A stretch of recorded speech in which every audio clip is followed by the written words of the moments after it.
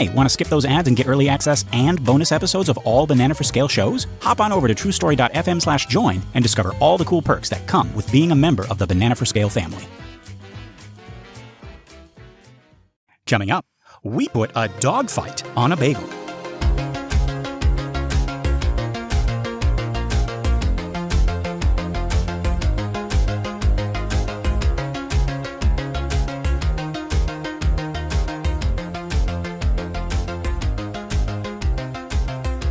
Greetings, First Jumpers. I'm not Lesser Ryan Clark. And I'm not Keenan Diaz. We're another version of them from another universe, and this is another episode of Every Minute of Everything Everywhere All at Once, a show where we attempt to explain, evaluate, enlighten, and elucidate the Academy Award-winning film Everything Everywhere All at Once. Okay, so our minute begins with the end of one fight. And it ends with the beginning of another fight. Now that is perfect right there. I know the Daniels weren't thinking of us when they made this movie, but man, sometimes the stars align and we get to say a sentence like that on the show. And I think we should just back it up right now. I don't think we're going to do better than this. Good night, everybody. No. Let's get back to the top of this minute. You'll remember Evelyn was in the middle of a fight with the Alphaverse Jumpers. She had borrowed the sign spinning skills to spin that SWAT shield around. Waymond and Joy had just emerged from that gas-filled panic room, having just observed Mom take out this room full of bad guys. But she's not done. Our minute opens as she gets a second wind. She slides into a kneeling position past the bad guys, still spinning that shield. Then she gets back to her feet in front of her family, and she tosses the shield in a perfect circular arc, taking out all the verse jumpers but one. It's the SWAT guy whose shield she stole. She catches the shield again, just in time to smack him in the chin. He does a backflip and lands as the music ends with this final note, and it is done. Yeah, she kind of boomerangs that shield all around, which is interesting. It's like, it shouldn't do that. So it is this like magical sort of feeling to this little flourish, right? Yeah. And it knocks a bunch of them down. If you look at this shot the wrong way, like we are doing, like frame by frame, you see that it knocks a bunch of them down, and there are people on the fringes who are still like, whoa, but they're still standing. But in the next shot, we're just like, okay, that was so magical and cool. Let's just presume all of them are knocked out now. Yeah. It kind of like the edgelord like backed away, and then he tripped over like somebody's like billy club or something like that. Or there's like, I'm not going to fight that. Yeah, this lady here. Yeah. He jumped into a universe where like he was an animal that plays dead to survive. Oh, a couple of minutes ago, you were asking me why I called him the Edgelord, and I was like, oh, I don't know where I got that, but I looked up this week in the credits. He's credited as Alpha Jumper Edgelord. Oh, of course. Well, there we go. So I didn't make that up. It's a good thing we caught that before. It was just like, yes, that was very, very clever of you, Keenan, to come up with that. Where do you get your ideas? Oh, we steal them. We just straight up fucking steal them. Yeah, that's right. Where does he get such wonderful toys? Oh, he steals them because he's a billionaire. Yeah. Bruce Wayne, billionaire. Yeah. But yeah, there's gasps from both Joy and Waymond. Joy says, "Holy shit!" And I think we are officially past the point where they can blame this on Mom being weird, because it's more than just her, and they've seen that now. Like, these guys were going to kill us, and Mom saved us. Right? But what I love is how Michelle Yeoh has decided to have Evelyn standing after all this. Folks, this is Michelle Yeoh. We have seen her fight in other movies. We have seen how graceful she can be. She can do pull-ups in her bathroom and do squats while brushing her teeth. We've already covered Crouching Tiger, where she is lethal grace personified. And now cut to this movie, she just took out a room full of bad guys, and she is standing in this mom pose with her fists on her hips, puffing out her cheeks like she just finished mopping the floor. I guess she kind of did, but... Well, with rosin. Yeah. Gotta get this rosin everywhere. But what I mean is, like that's a choice. The Daniels could have been like, okay, Michelle, after the last guy falls, we want you to hold that battle pose with the shield in the air, like we were talking about in our last minute, right? The stylistic flourish and then the pose. But no, the shield clangs to the ground, and she puts her hands on her hips. She's like, "Whoo boy," right? And I love that, because that's Evelyn, and that's what Evelyn would do. She just finished fixing, a washer, or repainting that part of the ceiling, with the new paint, right? Or making a really big dinner, and she's like, "Whoo," right? But I also like it because it means that she's getting used to her new powers. She's integrating them into her regular routine, right? She's not an action star. She's a mom who sometimes has to kick verse jumping assassins' asses. Assassins' asses. Assassins. Yeah. And yeah, Waymond pipes up. He says, "Is he dead?" Evelyn turns around just super casual, right? Then turns back and kicks that wrench. So it slides and collides with our SWAT guy's head, and he groans. She turns back and says, see, not dead. Go. Yeah, so what is that about? Is she annoyed that he cares whether this guy is dead? Is she okay with killing this guy? No, I think now they're in two different movies. And she's in the action movie, right? Even though she's still, acting like Mom Evelyn. She's in the action movie, and it's like both of them watching a movie. It's like both of them watching Crouching Tiger, Hidden Dragon. and Michelle Yeoh's character had just dispatched a guy, and Waymond Pipes is like, is he dead? And she's like, you're interrupting the movie. See, he's not dead. Let's keep watching, right? I think that's what it is. So is she powerful enough now to fight a room of minions with enough force to knock them out, but with enough control to not kill them? I think so. Yeah. And Waymond not keeping up with her or not being on the same page is like a little bit. It's given her like mom frustration now. Right. And because the kick of this wrench, which had been, wielded by Officer Brian as like this lethal weapon now, she just kind of gently soccer kicks it over, like not to score a point, but like to pass it to her fellow player. It's a gentle sort of kick. So like she is also in control of that, like how to control this just enough to like get a little moan out of him, but not enough to do him further damage, I guess. Yeah, she can use her power and she can control it as well. Right. She has total control of her power. And she says, see, not dead. Go. And again, like a mom ushering her kids through the supermarket, right? And when they don't respond, she says, again, in this like frustrated, out of breath, like, hurry up, please. Like, no, you can't have gummy bears. We have them at home. I love it. Yeah, and they kind of respond after she's like, shepherding them out, and they're not sure what to do with their hands. They've got their gas masks in. They're like, I guess we dropped these. Like she didn't explicitly say, like we are listening to her now, but we were trying to comply with mom. Yeah, because she's a badass. Right. And they don't fully understand what's going on, but they know, just listen to mom right now. Right. And this shot, coupled with the next one, made me think, oh, this is how the Wongs behave in a normal, less lethal crisis. Like when the McAllisters are running to catch that plane, right? Like how does the family unit behave, right? Who's leading, who's helping, who's freaking out? What role do each of the family members take in a crisis? And I think this is how the Wongs do it, right? Mom is ushering them along. Waymond's freaking out a little bit, and Joy's like, Dad, go! Like you could swap out this office background with an airport, and this is them running for a plane, right? Yeah. This is the Wong family vacation, and they're going to miss their flight. They're going to miss their fight because they're the Wongs. Yeah, I know who's not leading in the McAllisters, which is Kevin, because they don't notice when he's not there. Yes, because they're a horrible family, actually. It's in number 2, Home Alone 2, where they actually see some other boy and think it's Kevin, right? So they because in the first one he's not at the airport at all. In the second one, he gets on the wrong flight. In the first one, the neighbor's kid is in the lineup for the head count, but he's got his back turned, so they do the head count. And that's the first one. Okay. Yeah. Okay, all right. So they have to figure out another way to mess it up in the second movie that's plausible enough. Yeah. Yeah. Too many kids. Yeah. Maybe just don't have that many kids. And if you, Mr. Millionaire with your big house, your big house, I guarantee you, nothing the Wet Bandits have done compares to whatever dark, insidious crime Mr. McAllister has done to get him that big house. With all those kids. Right. So they steal stuff. They leave the water running. Mr. McAllister has several houses and several basements. That's right. Jeez. Oh my gosh! Yeah, what narco terrorist is he the personal lawyer for? Yeah, Yeah. Yeah, he wouldn't be the one doing. He'd be the lawyer, the slimy lawyer. Yeah. Your Honor, my client is white. Well, case dismissed. Oh, there you go. Jeez. But yeah, mom's ushering them along, right? She's like, "Come on, guys." And yeah, Waymond's kind of, in this moment, he's like another kid. But I'm not saying like he's always like that. I think he manages, the other kinds of crises, right? Like we said before, I think he's a good like referee and he can manage right those fights at home and calm everybody down. But like when there's a deadline, like when they were late for Deirdre's meeting, right? It's Evelyn that gets them moving, right? Everybody get in the car, for the road trip where, we're an hour behind already, or, like we're going to miss our flight or whatever, right?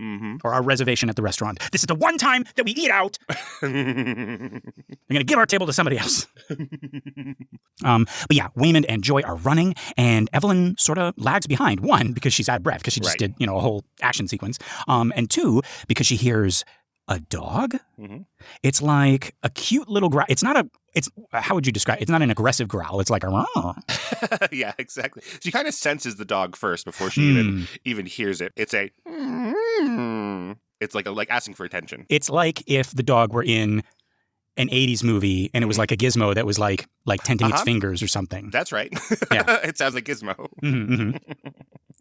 Meaning it sounds like Howie Mandel. Oh, is that right? Yeah, because that's him. Did I ever know that? That sounds new to me. You knew that. You of course knew that. That sounds like it's something I should have known. No, I didn't. Howie Mandel. Yeah. Was he big from enough Bobby's then? World? Oh yeah, I know Bobby's World. Yeah. I watched every Well, episode of Bobby's World. Imagine Bobby talking. That's Gizmo. Huh. Oh yeah. All right. Yeah. I don't know why I didn't know that.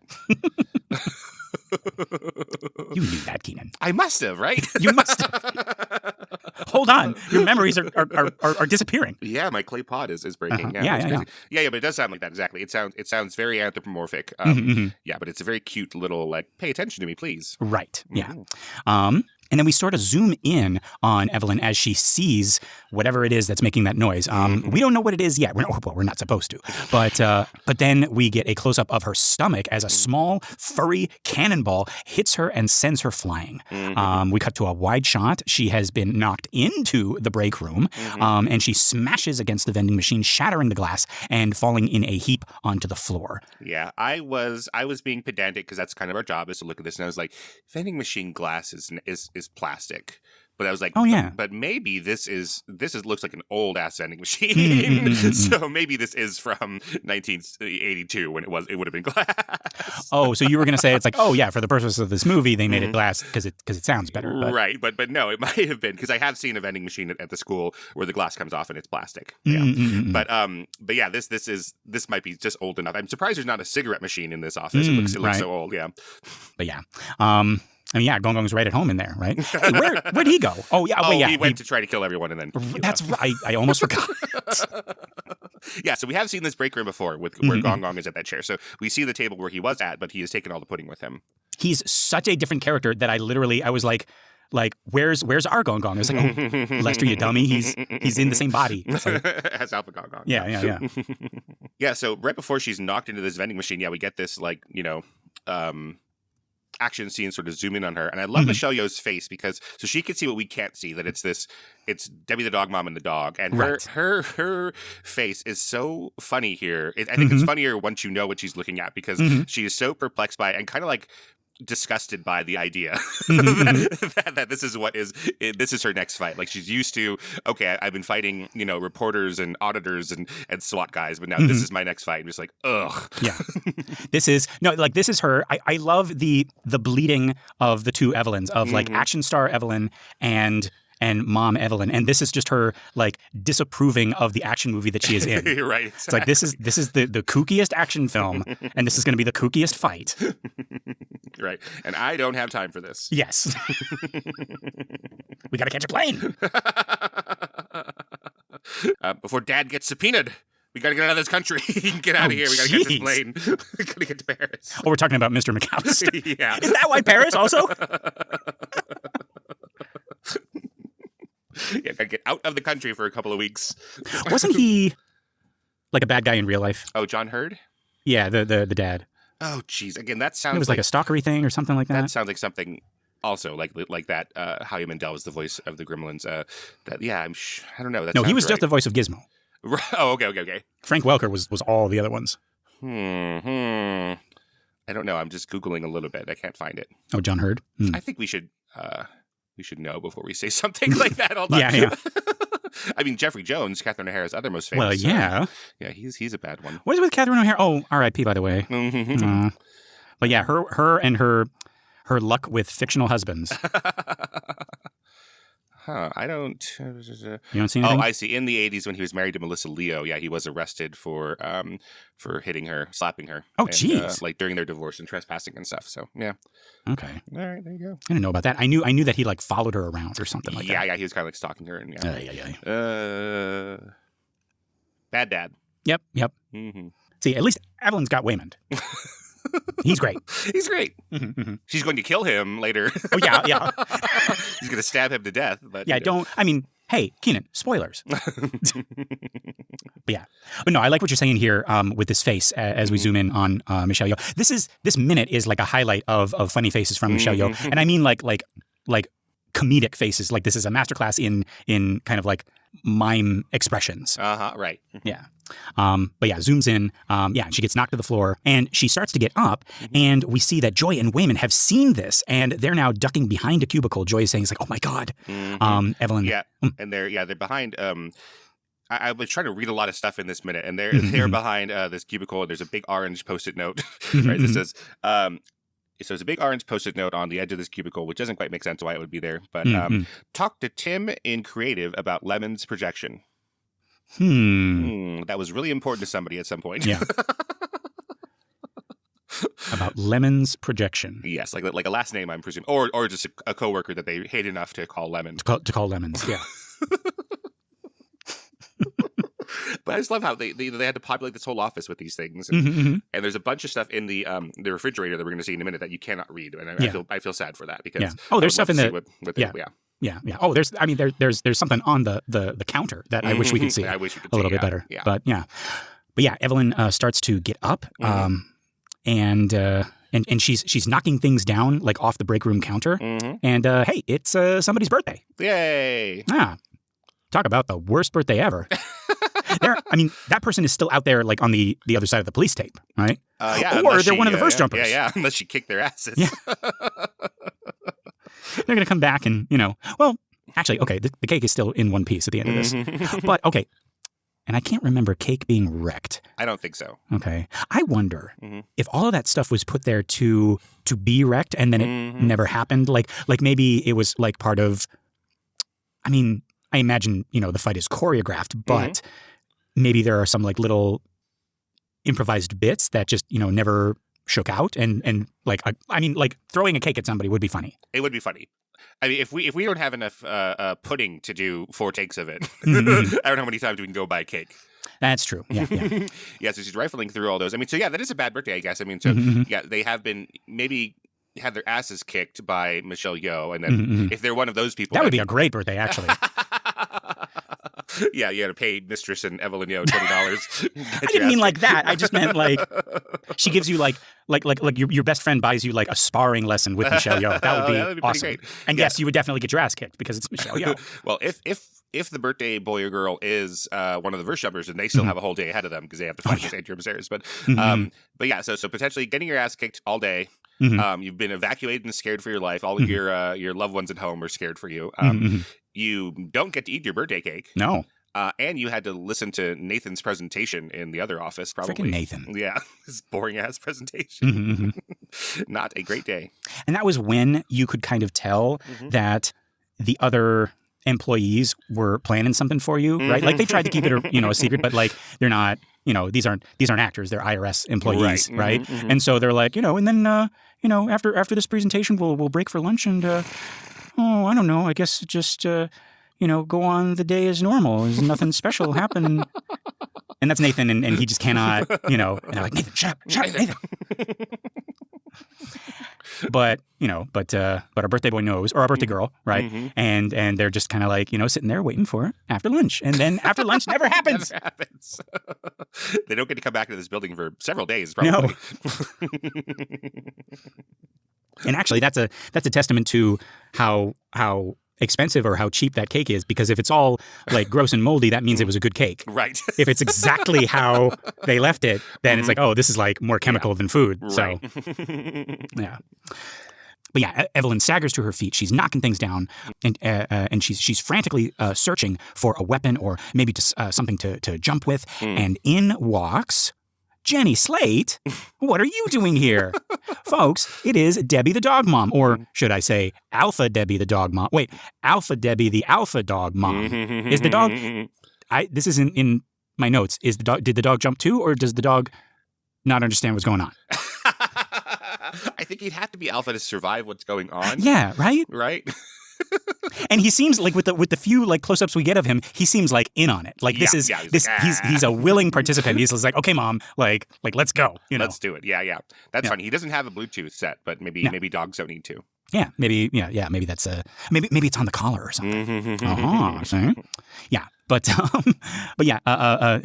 But no, I love it. I love that Debbie Dog Mom is back. This is like a bad dream where all the people you don't like show up. Right? Yeah, she was going to be the jogger, just to remind people. Right. Yeah. But that didn't work out. So now here she is. Yeah, and I actually like that. Like I said before, I love how this sometimes feels like this movie sometimes feels like The Wizard of Oz, where like. These are all people she knew, and the antagonists of her real life, right? Like Deirdre, Debbie Dog Mom, Gong Gong, her daughter, right? They've become the villains of her verse jumping story, right? I know it's not a dream, but like it's giving the like, and you were there, right? And of course, like you would be a villain in this like version, right? Yeah, and then this is more implied, but later on, we're very, very briefly, we're going to get into the Rakakuni universe, and we haven't seen Chad again in early versions of the script. Like we had planned to see Chad in this IRS world, but we didn't, probably because of scheduling. Like Harry Shum is busy, like Jenny Slate is busy, so we only have him for a certain amount of time. So it's sort of implied, but never really underlined that. Chad feels like Evelyn is his villain in the Rakakuni universe, and now he's in this, this Atrium universe, and he's dealing with the same thing.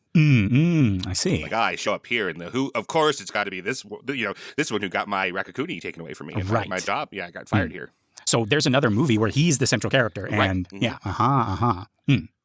But yeah, Debbie saunters up.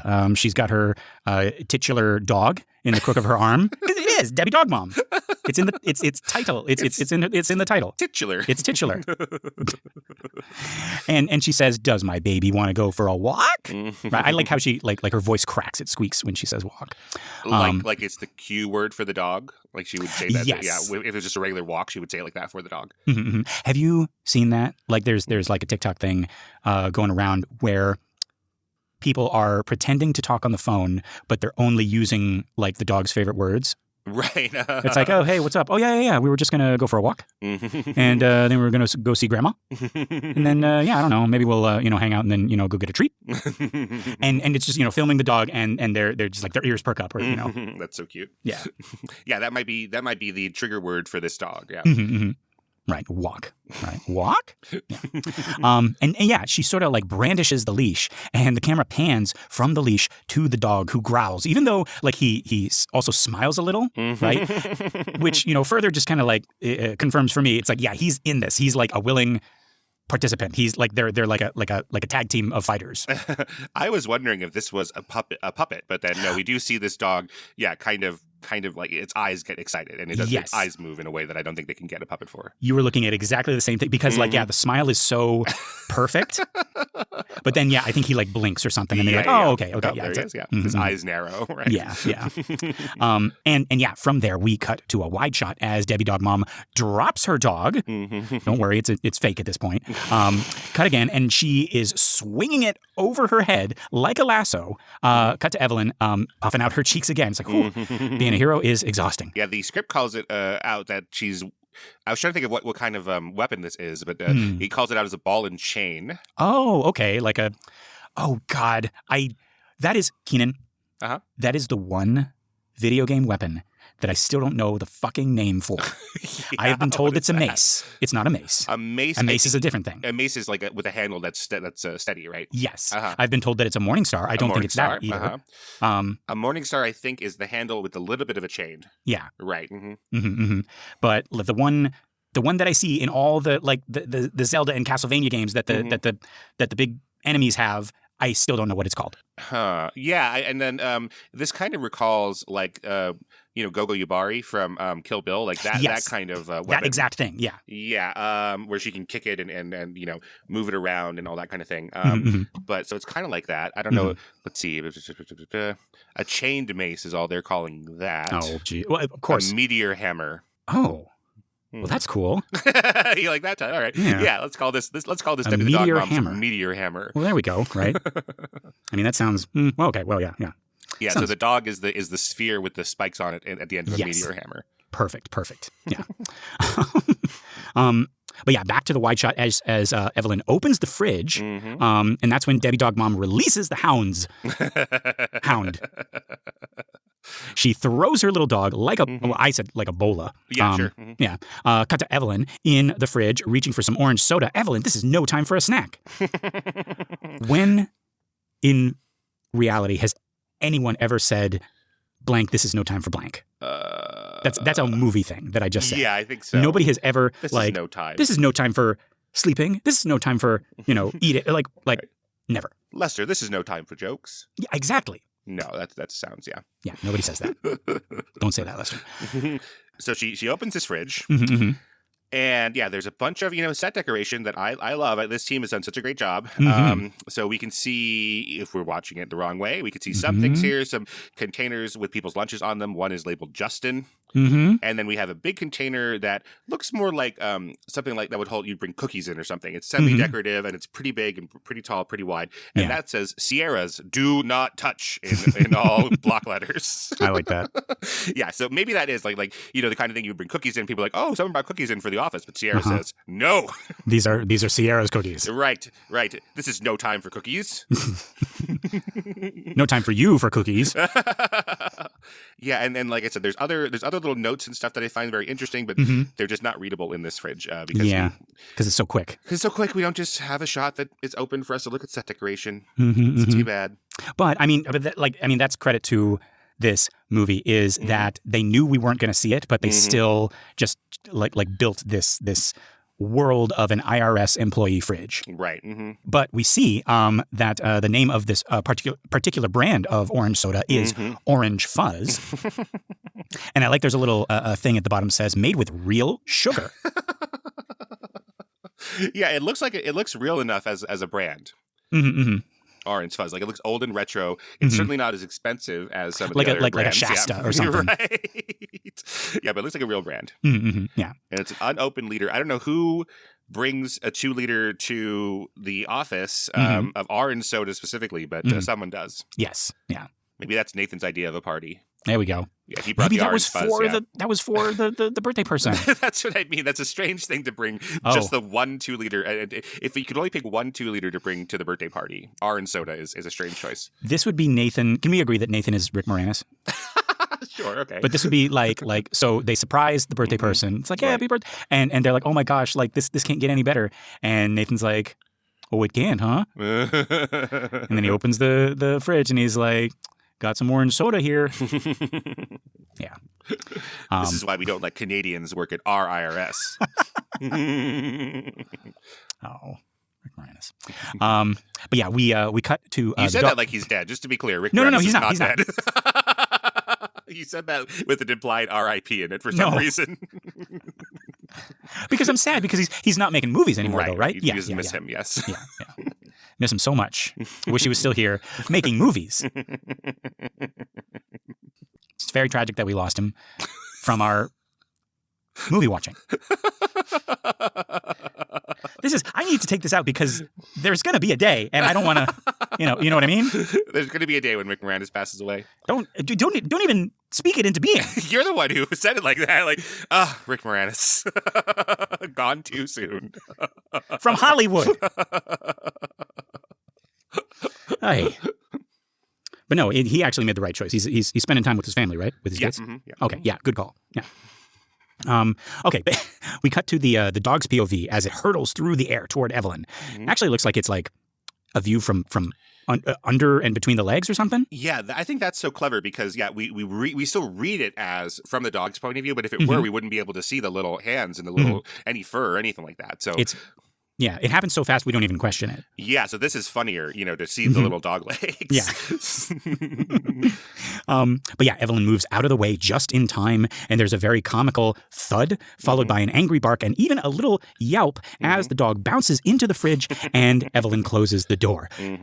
This whole thing is so funny. Why is this funny? I love animals. I would never want to hurt one or see one hurt, but this whole sequence from beginning to end, from twirling the dog like a lasso to it thudding into the fridge is so funny. I think the cheapness works in the movie's favor. It's obviously like a little toy dog. Is that it? Does that give us permission to laugh at something that would otherwise be horrible? Is it because the real thing would be so horrible that we kind of are given this like forbidden laughter? Right. Like I'm an animal lover too. I find this kind of thing incredibly, incredibly funny. And I thought a lot about this. I think it is because we understand intuitively, even if it were more realistic, that they would not put a real dog or a real baby in danger. So okay, babies. You were thinking of the other thing that I was thinking of. Yeah, like in The Hangover when they hit the baby in the face with the car door, like that happens to real babies all the time, and it's not. And funny. It's terrible. It's but, horrible. Like you would just stop people on the sidewalk there. Because this happens at the valet of the hotel. Everyone would, everyone would stop but like we know that's not happening in this movie. So like we have such safety with it. And yeah. Whenever they throw a cat or, kind of the in cartoony or slapsticky modes, like when someone falls down the stairs off screen, it's like you hear, clattering and glass shattering and a cat screaming, right? It's like there's a whole drum set at the bottom of the stairs. That's right. And then like a house of glass and like a box of like bells or something. It's like and a box with a cat in it.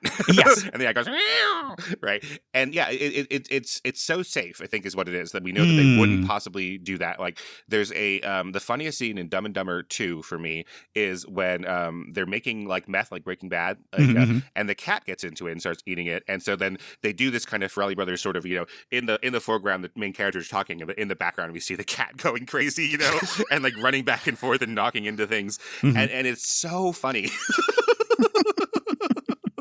Because it's like crossing this line that like okay, these are things that we have decided as a society are not funny. Yeah. So like not just not funny, it's like not like oh, that's not funny, that doesn't amuse it, like horrible. Horrible.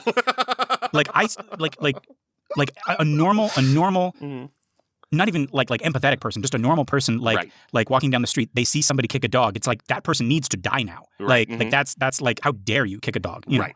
And but no, I think to what you're saying, I think it's connected to that. It's that it's so horrible, but it's not real. But it's so horrible that we know that anybody working on these major movies would not let that happen, and that there's all these guardrails there.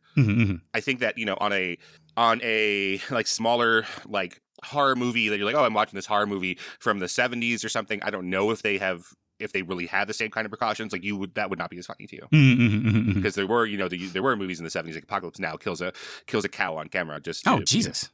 Just cause. Oh, God. I mean, it's all artistic and whatever, it's metaphorical, whatever. But yeah, they slaughter this cow, and then I guess you don't know that one, but they were in the Philippines and they were going crazy. They were on all sorts of drugs, and they were shooting that movie for like 1,000 days or something crazy like that. Yeah. And Eleanor Coppola, Francis Ford Coppola's wife, saw this ritual and was like, wow, that's really interesting.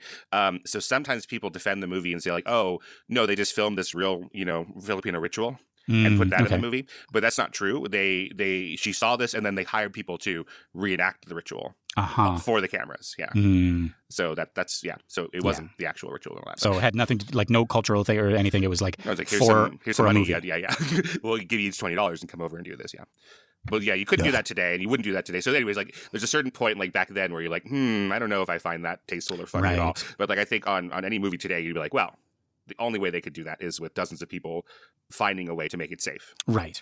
I mean, yeah, compare that to like the Homeward Bound movie or something like that, where you see the dog or the cat, the dogs or the cat in danger, and you're like, and even because they did stuff for like quote unquote laughs as well. Sure. Like some of the dogs, like the dog got like porcupine in his face or whatever, right? And it's like, that's not funny. That's and like I remember watching that, I was like, no, that's not, that's no, like it didn't succeed in the emotion it was trying to conjure. Right. I think you're right, Keenan. I think it is this kind of like forbidden kind of like giggle, because it's so outrageous and so like absolutely horrible, but we know like and you can like clearly see that it's a like a little toy dog, Mm-hmm. you know, in these little bits.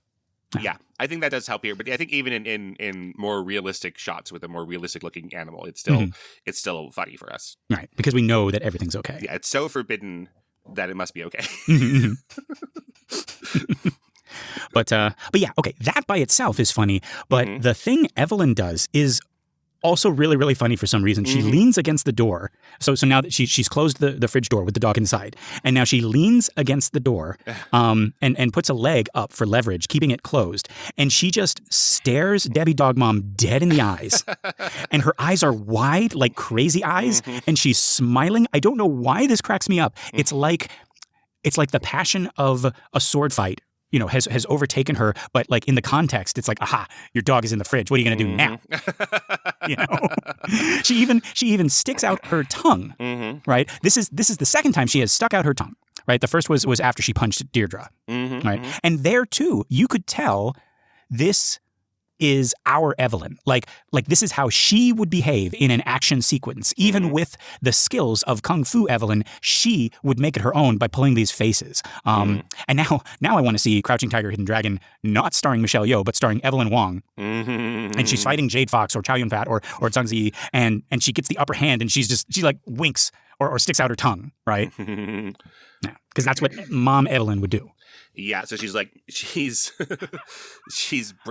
the upper hand. Yeah, she's bracing her leg against the counter or maybe the vending machine. It's hard to tell there. Either the microwave or the vending machine. And so so that she can keep that door closed. There's nothing that Debbie can do to pull the dog out, right? And she needs this because she's trying to unscrew the unopened cap of Nathan's orange fuzz soda. Right. So she needs a little bit of time, and it again is like one of these very Daniels-ish things of like, okay, here's an action beat, but we have to do this really mundane, everyday, stupid thing, you know.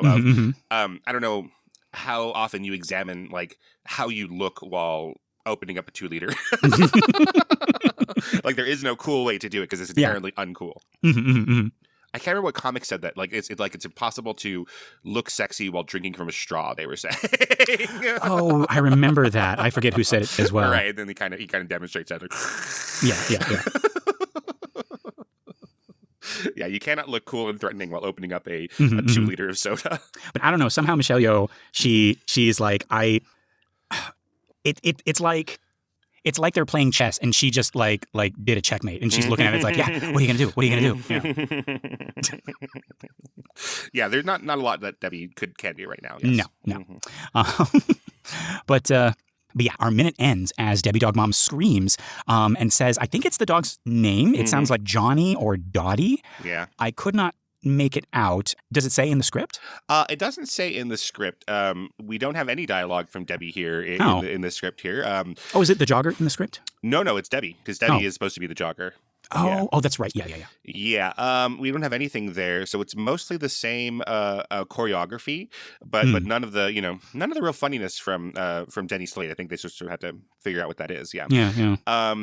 So yeah, I don't have it. And then the dog isn't credited in the credits. So what we really need to do is look at the subtitles. But the version I have here doesn't have that. Yeah, I didn't have it either. Yeah. Yep. Sorry about that. We will try to find out the name of this dog. But it sounds to me like Johnny. But That's I have what the I same thought. question. Like what is she saying? Yeah. So I mean, it is funnier. I think Jenny Slate, or maybe the Daniels are also funny. But like I wouldn't be surprised if like they get on set, and then Jenny Slate is like, well, it's funnier if we say the dog's name, whatever that is. And then it's funnier if the dog has a person's name rather than a dog's name. Like Mr. Pickles or something like that. It's better if it's like Johnny. Yes. And yeah, we're going to see Jenny Slate later on at the New Year's party. But she has some deleted scenes at the end that don't make it in the movie. So we'll come back to her.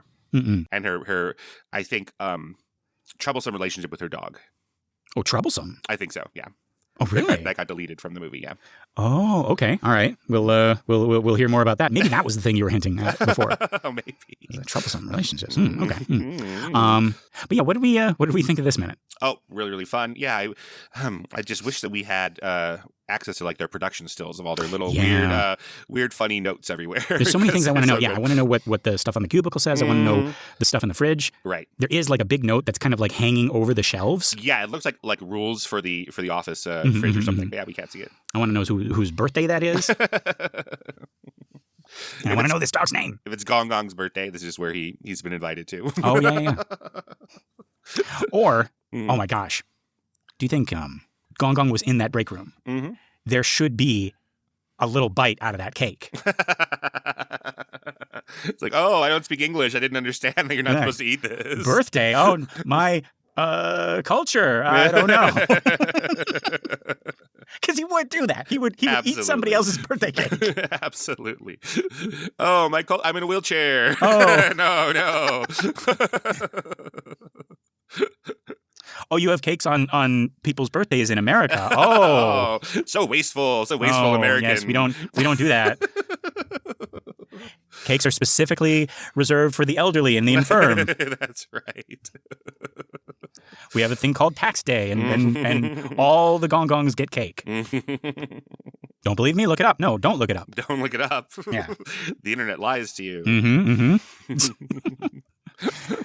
No, this was a really fun minute. Mm-hmm. But yeah, folks, this has been the 76th minute of everything, everywhere, all at once. I've been Lester Ryan Clark. You can reach me in all the universes as Lester Ryan Clark. And I've been Keenan Diaz. In your universe, I'm on Letterboxd and Instagram at Howdy Keenan. Yeah, we got our Facebook listener group, Banana for Scale. That's a community for all of our shows, including this one. It's a private group, but just request to join and you'll be sucked into the banana. If you want more, consider joining us at truestory.fm/join and look for Banana for Scale. That's us. You get bonus episodes of all our shows, access to our Discord, and you get your episodes a week early and ad-free. Pretty cool. Just $5. If you're not sure about that yet, one thing you can do that's absolutely free but would really mean all the universes to us would be to give us a 5-star rating on iTunes or Spotify or wherever you listen to our show. That and sharing the show by word of mouth or on social media is going to help our little podcast grow and find more cool people like you. Okay, time to jump. That's exactly what I'm doing. I am taking a bite out of this birthday cake. It is just weird enough. It's not my birthday. I'm having it. Oh, no, you don't understand. In my culture, the birthday cake is reserved for the strong and the survival of the fittest. Yeah. In my culture, we nobody's assigned a birthday until they fight everybody else and win. And then that is your birthday. Yeah, whoever has the biggest guns gets to be the birthday boy. Yeah. But no, I'm specifically going to, the reason we can't see it is because it says happy birthday and then I have eaten the piece with the name on it. Well, I'm going to go and pick up Officer Brian's wrench and just anyone I see lying on the floor, I'm just going to pop them on the head to make sure they're okay. Oh, okay. Mm-hmm. You're like, you're like an actual maintenance guy, like tapping on the pipes. That's right. And you're like, yep, this one's shipshape. All right. Anyone alive in there? Yeah. Boop. Boop. You tell I don't know how plumbers or repairmen actually work. You just like, you just tap things with the wrench, right? That's what you do. Yeah, this one looks okay. Oh, this one sounds a little weird. Better wrench it. Yeah, just keep hitting them until they are okay. Yeah.